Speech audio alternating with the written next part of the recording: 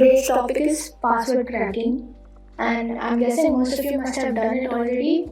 I'm starting with a PPT just so you can just brush up on it. So, firstly, how are passwords stored? They are stored in hashes. For example, on web, usually the SHA-256 algorithm is used, and they're stored in databases. So, when these databases leak, you got pretty realistic in terms of passwords. And then there's Windows. And Windows is stored in the SAM folder. It's not actually a folder, it's kind of like a database. Previously, it used this LM hashing technique, which was kind of weak because the passwords were not case sensitive. I guess this is about the Windows 98 time or something. Now it uses NT hash or NTLM hash, which is pretty secure. Next, we have Linux, which we'll be seeing this time. The password hashes are stored not in a database type folder, but in a text file. That's an etc/shadow. Obviously, you need root privileges to see it. And depending on your distro or your version, there are different hashes. You can also modify the hashes by which you want to encrypt your password. So, what's a hash? A hash is a cryptographic function which essentially takes in a plain text and gives out a fixed bit length digits. And it has only two main requirements. First thing is that the plain text cannot be obtained by reverse computing the hash, and the second thing is there shouldn't be any clashing. So, two similar plain text may or may not have similar hashes. But two same plain text will definitely have same hashes. So there's no way to get plain text from hash by computing it. However, we can crack hashes by comparing the plain text, the hash of the plain text you already know with the hash of what plain text you don't know. Now there are different types of password attacks. The first one is dictionary attack, which we'll use in most of the time. So in a dictionary attack, like I said, we compare all the text, all the words in a dictionary. We hash them and then we compare it with our required hash.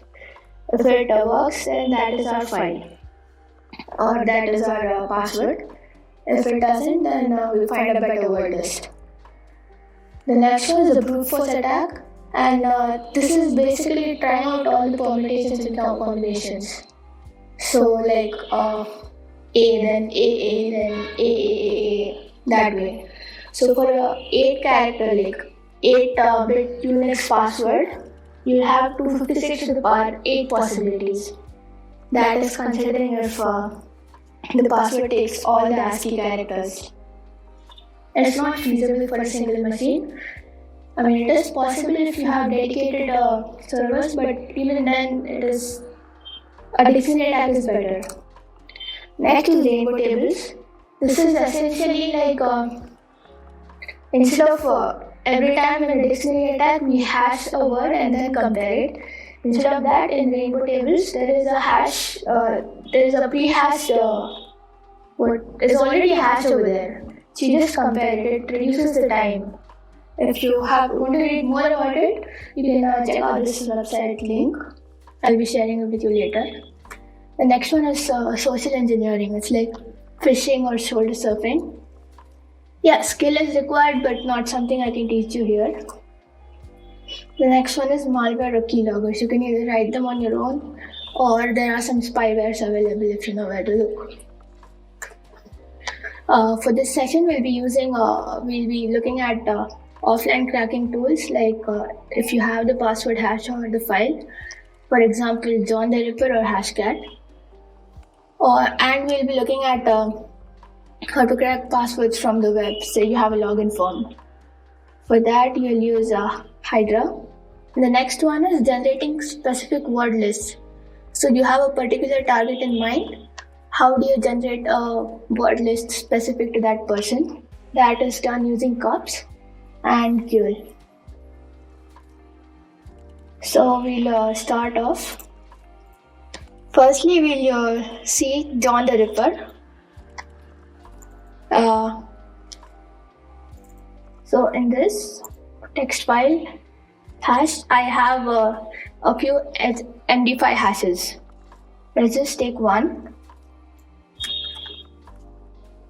And how John the Ripper works is, if you have a Kali or Parrot, it's probably already installed.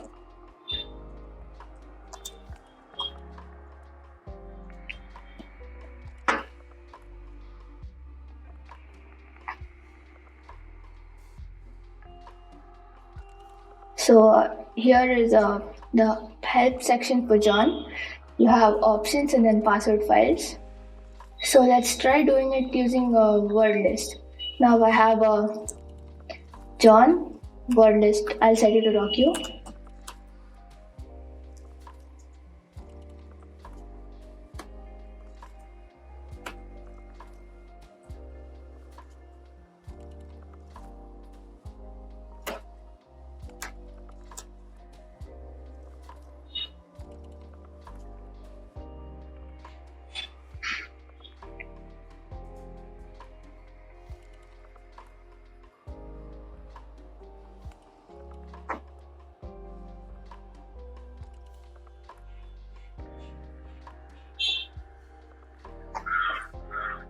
Obviously should have first mentioned the type. It's now going to search every type ever.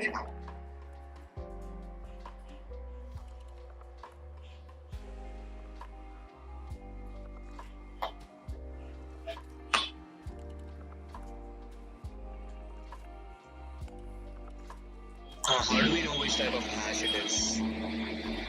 You can certain hashes, they have formats. So if I were to show you my current Etsy shadow,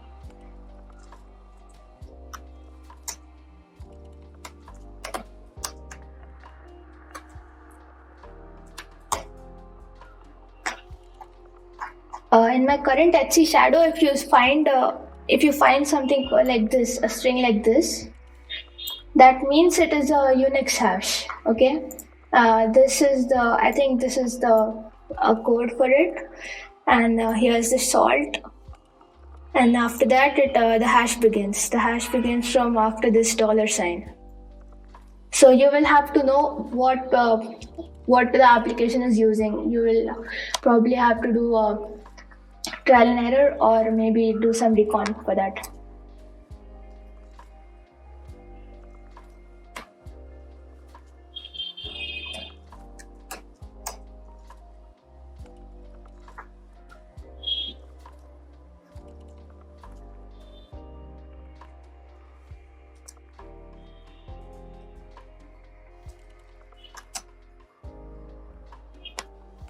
Okay, this one's not. Let's try the same thing with hashcat then.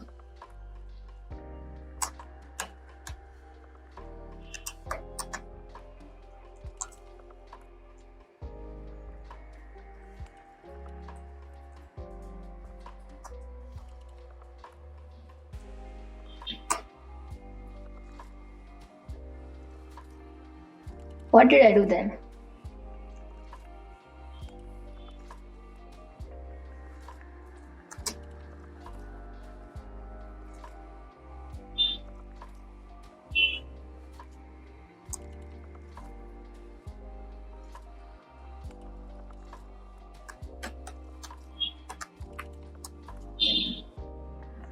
So here's the help for it.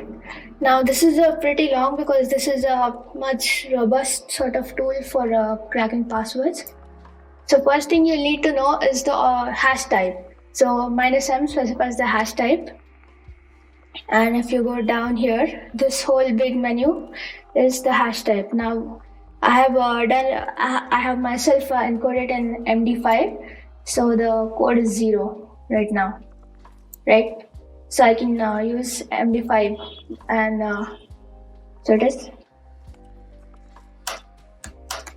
-m0, and then the next thing I'll have to do is select an output file, right?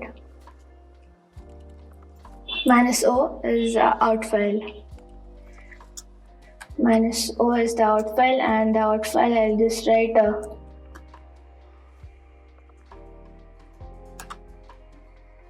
cracked hashes.txt, and now let us give our hashes. So, and the word list.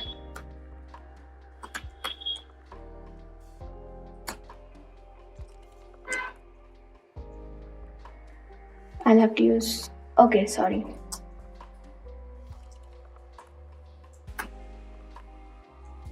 Yes, here it is.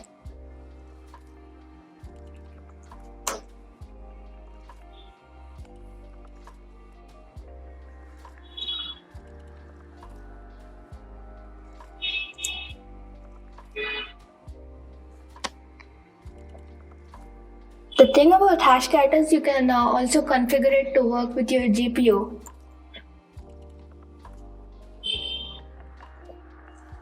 Now here it is.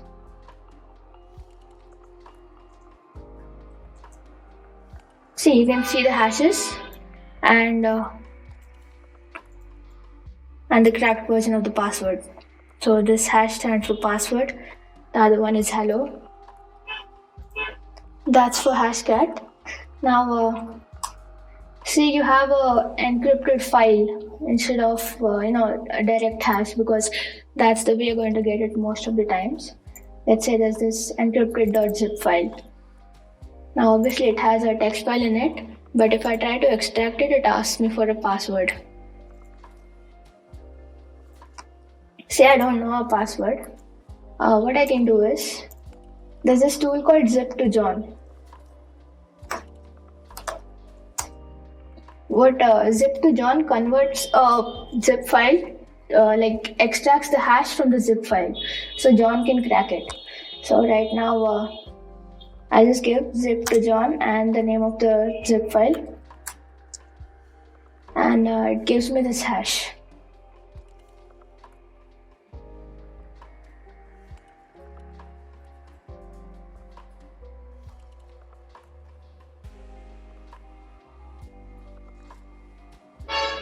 Now we just take this hash and we just store it in a text file or whatever. So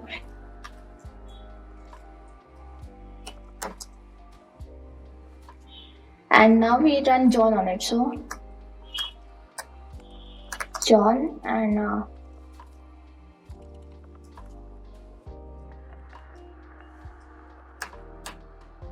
and we give the word list.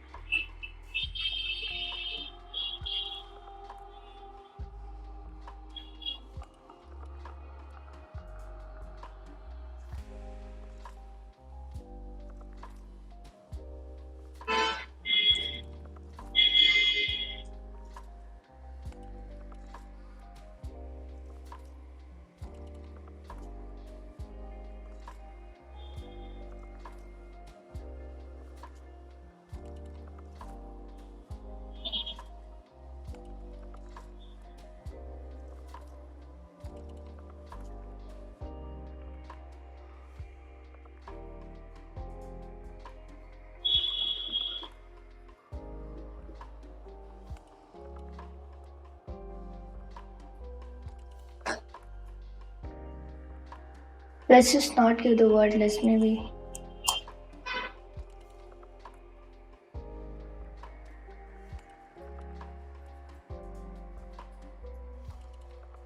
Okay, so for some reason it's just, there's some error with the word list, I guess. It's doing a brute force.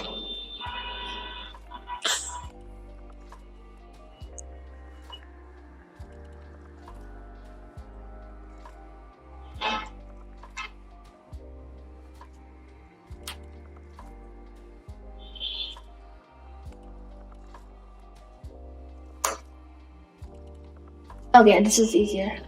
Anyway, now we have completed it and we just show it.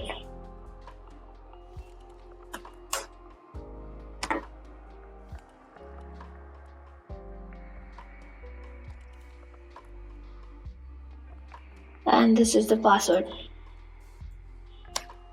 So we can try using this password to get our encrypted stuff.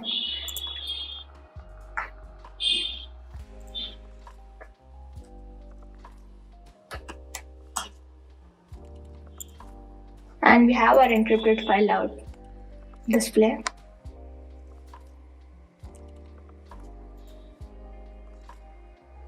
The next thing we're going to do is try Hydra. Hydra is for web logins. So currently I have a Flask application. I'll just run that.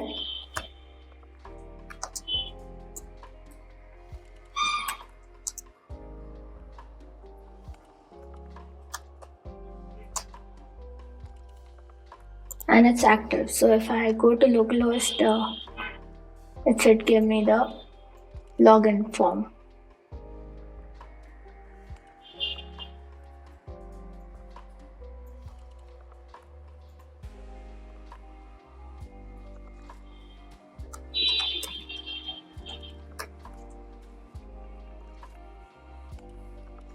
Here's a simple login form, and say you enter a username and the password. It says invalid user. So if I just show you with my source code right now, I haven't used any sort of database, but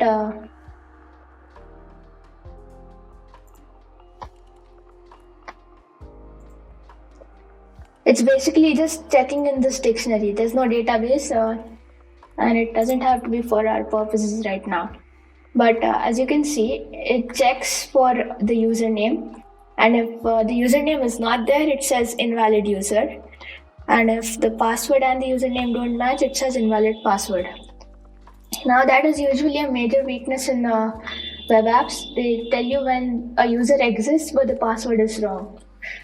So let's just see what kind of request goes when I send it. If I send cookie lover, there's a post request going.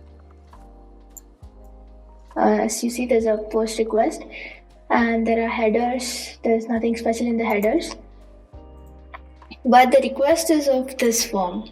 So there's the username and password. What we can do is, we know that we technically, if you don't have access to the source code, you don't know what user exists. So we have this. This is our failure, right? What we are going to do, I'll just open up another terminal and run Hydra on this. So the command goes like, let's give a dummy password. -P is for a single password, and minus capital L is for a login. So the login is coming from Rocky word file.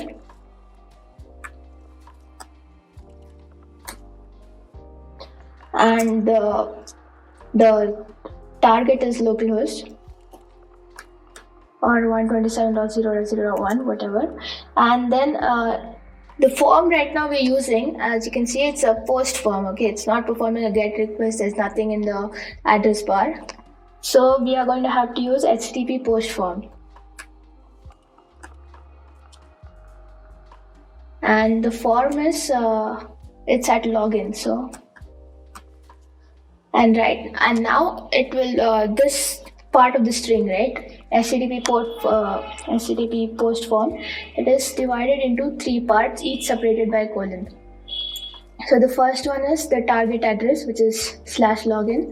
Then the second one is the message, which is passed. So in the request it is this. So you copy that and you paste it in the terminal. Except in place of username, you're going to have to give this sort of wildcard, which is cap user. And in place of password, you're going to give cap pass. This is just a place where the variable is held, and then a success string. So success string equals invalid password. Now we have this run. Oh, sorry.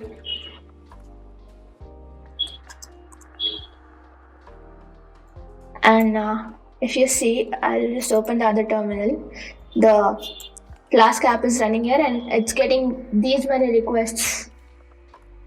So basically, Hydra is sending one request after the other very quickly, and it has already found the first login. Login is Daniel.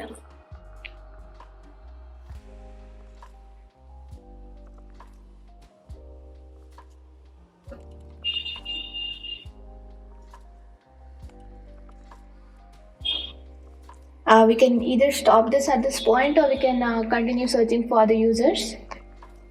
Let's just stop it. And this time we're going to use a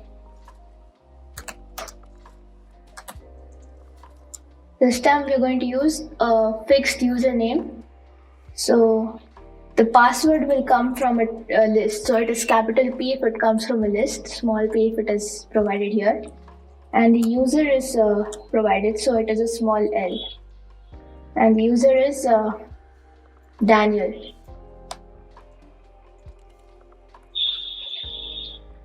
And this time the string is, let's say, success. So if you don't actually know what the string is going to be, it takes some time to understand that. Or most of the time it redirects you. So you can give a success string to be 300 or something.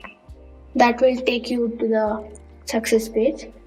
Right now it's trying all the possible combinations of Daniel and password from word list.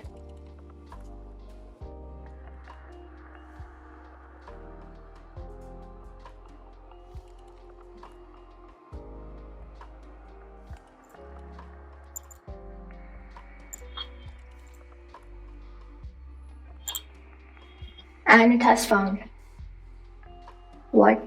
The password is apparently success. So let's see if it is correct. Why is it showing that?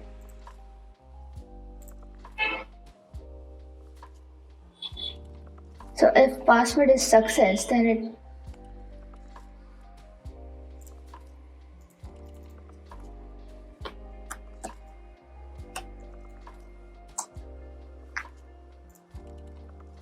lol. It took success right from the form.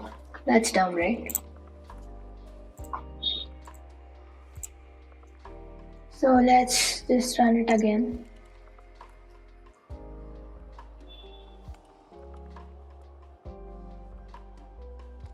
I had a question. This is basically brute forcing through it, right? Yeah, but except we're using a dictionary. If you're actually brute forcing, you'll have to type A, then AA, then AAB, like trying all the permutations and combinations.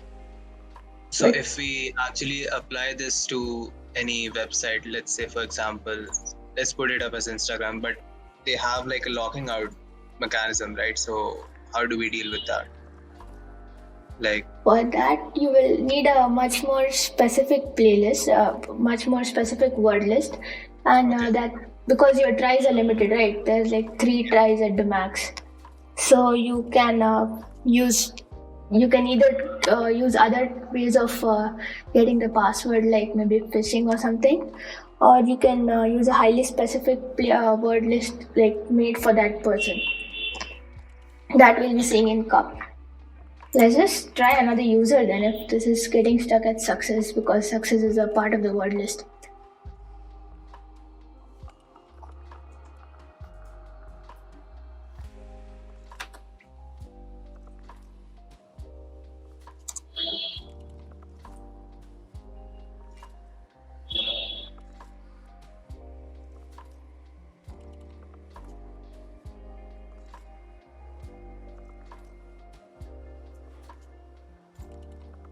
Meanwhile, I can show you how to get cup and Q. Didn't I already have a Firefox open somewhere? Yes, so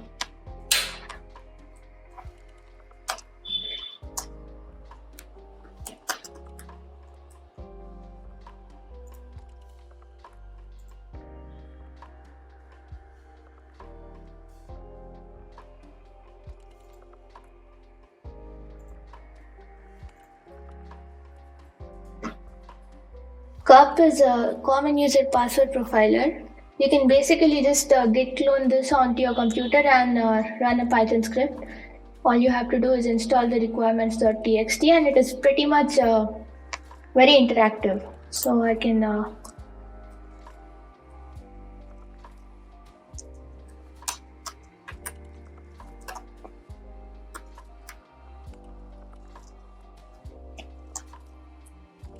So what we can do is we can have an interactive session by giving the -i flag.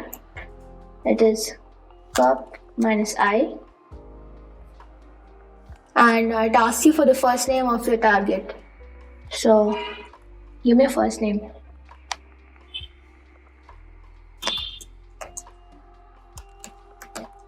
He's just gotten the resist guy, right? So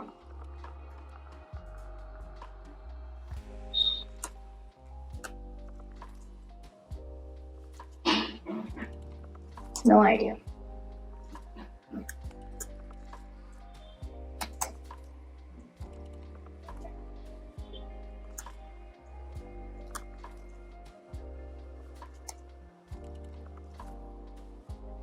No, I'm not even going to try this one.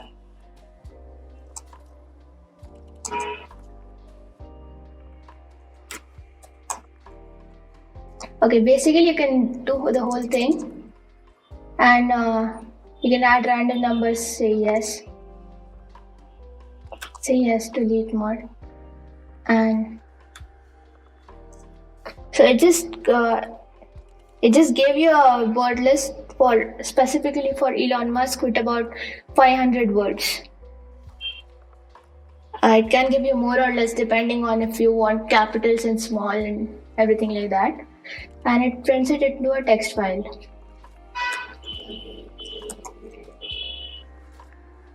So look at this. There's this whole big word list for a specific person you want to attack.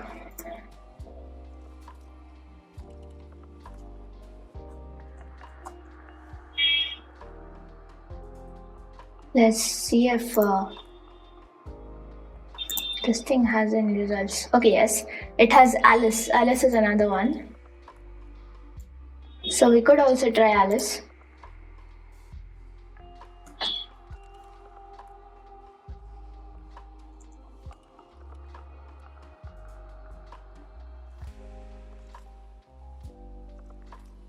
And instead of the user, instead of Daniel and user, I'm just typing Alice.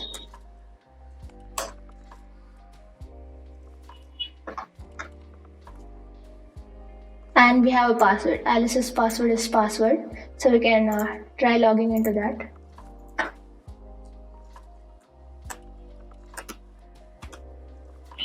Login.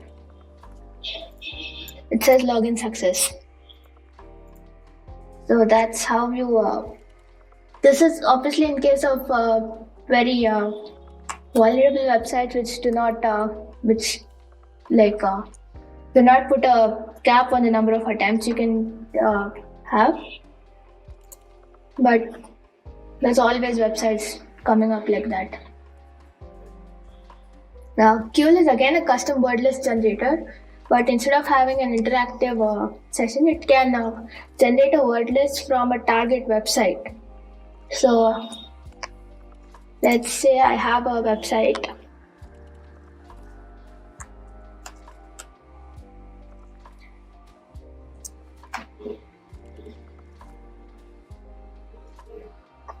So I have this website. I can take this, and this is how it goes.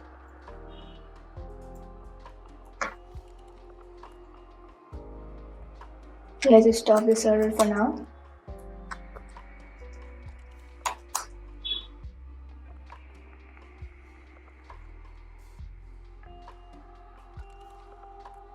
So M is the minimum word length and maximum word length. Maximum is fine, I guess.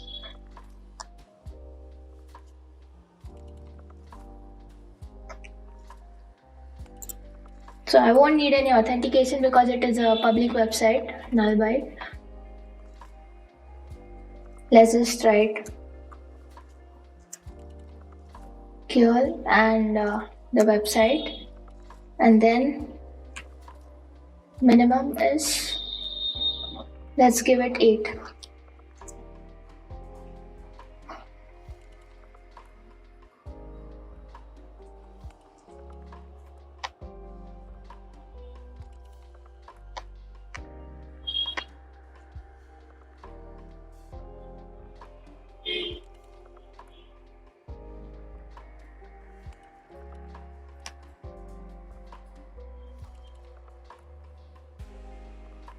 Also, while this runs, I think it will be you'll be interested to know that. Sorry, not closing. You'll be interested to know that MD5 is not very secure because of multiple collisions. So, this resource site over here, it just tells you multiple ways of exploiting the collisions in MD5, especially in PHP.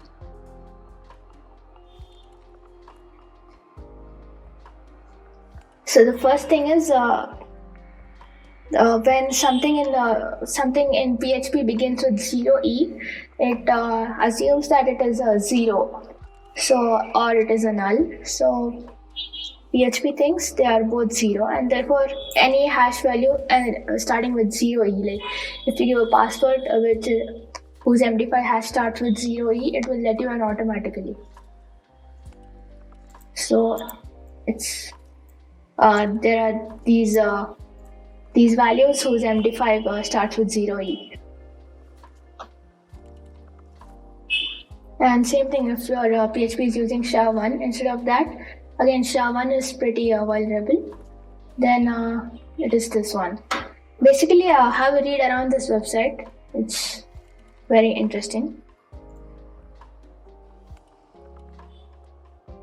And how long does this take exactly?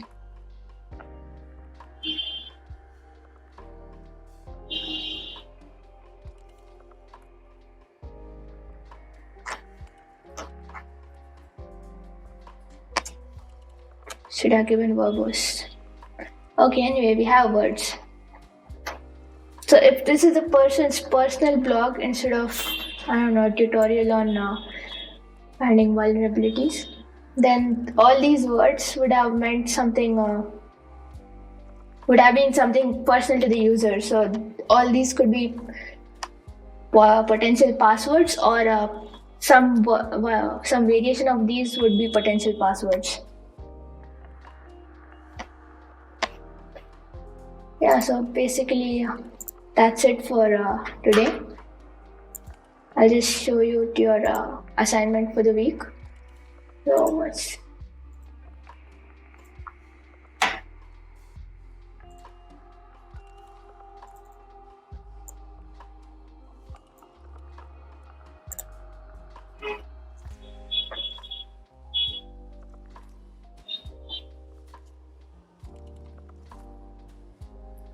So this is the try hack me for hashes. I'll have to log in.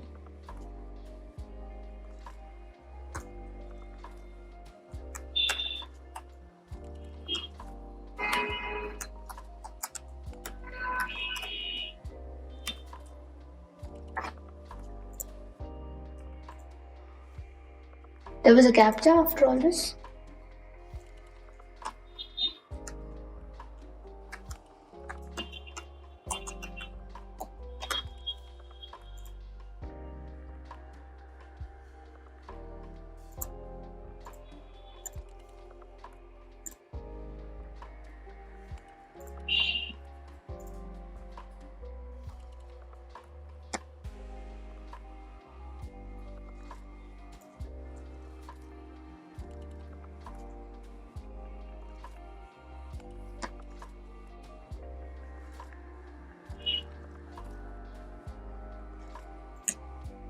So basically this is the assignment.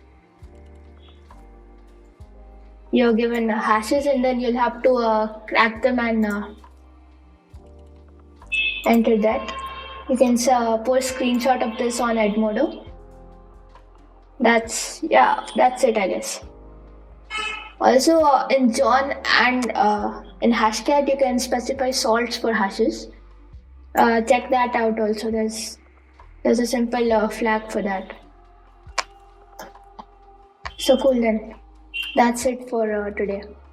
Any questions?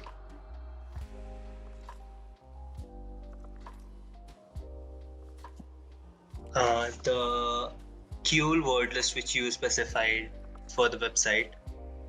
Yes. Can you hear me? Am I audible? Yes. Am I not?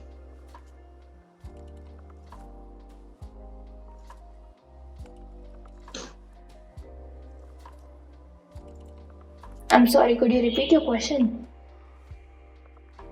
Yeah, the QL website, the QL word list generator which you specified, but that is just gonna create, let's say, a few specific words. So how can we use that word list, and is there a way to pass it through something so we get like mixed like with numbers and symbols or uppercase, lowercase? Technically, you can write your own script for that, but I believe cups will help you with that also. Okay. And there are other word list generators. So along with, you can pass the output of QL to another word list generator. One more question about Hashcat is there a way to specify more than one type of hashes to crack? Let's say I'm confused the hash can be maybe MD5 or SHA. So can I put both of them? Yes, you can. Okay. So the syntax, can you like? Yeah, so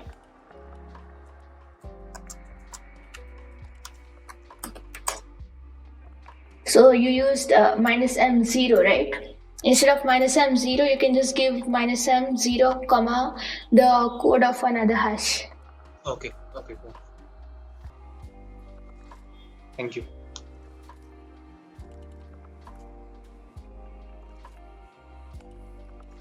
Cool then. That's all. Okay. There's zip to John, that's one thing, but what if we have something as a PDF? So is there a tool for that? Yes, actually, there is PDF to John. There are many versions of something to John. So you can start with Office to John for Excel or Word encrypted documents. There is PDF to John. Basically, a lot of things to John exist. Okay, thank you. Cool.